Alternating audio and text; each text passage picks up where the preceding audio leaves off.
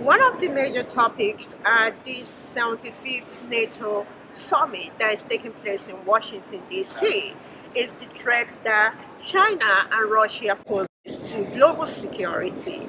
So I spoke with some of the participants at this event, at this 3 days event, to get their take on what the threat from Russia and China has. They see these two countries, these two powerful economic and country engagement with Africa. This is what they have to say.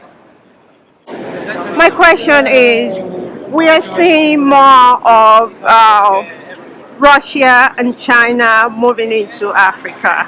And the Secretary General said that the alliance is not just regional, it's global. How concerned are you about China and Russia involvement in Africa right now? Obviously, we're watching what China and Russia are trying to do in Africa with deep concern, particularly the influence that they are trying to have in terms of holding some of the countries in Africa back. For instance, investment opportunities. I mean, one of the things that the president is really focused on is what he calls PGI, Program for Global Investment in Infrastructure, to allow and provide for lower and middle income countries credible, sustainable, verifiable investment opportunities that they can't get right now from some other nations. And of course, Russia is still working in a way in some places in Africa to undermine the work of nations like the United States in terms of helping build partner capacity for counterterrorism. So there's an awful lot of things to be concerned about, and we're working on it very hard. So I'm going to ask you regarding Ukraine. What do you think the alliance will regarding the There is no fixed date. It will be, as a NATO member, we just have to know that we have solidarity, not only material but also human solidarity, and to intervene. And I'm convinced that for the moment we wouldn't be able to get unanimity of countries joining forces, army forces on the battleground. I don't believe it. Okay, thank you very much. Thank you. You just spoke at the NATO summit. The event, as President Biden said in his remarks, and the Secretary General as well, the event is taking place at a historic time in the world. What is the stake of what is going on, the war that is going on in Ukraine? It's not just a regional war.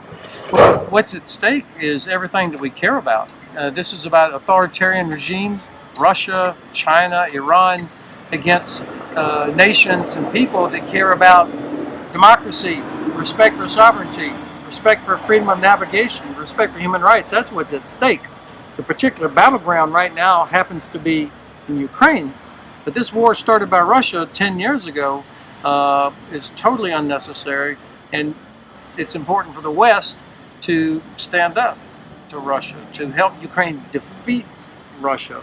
That will isolate, not only will that stop Russia, make them live inside their own borders, it will also isolate Iran, it will isolate North Korea, and it will send a message to China not to mess with the West, that what we care about, what's at stake.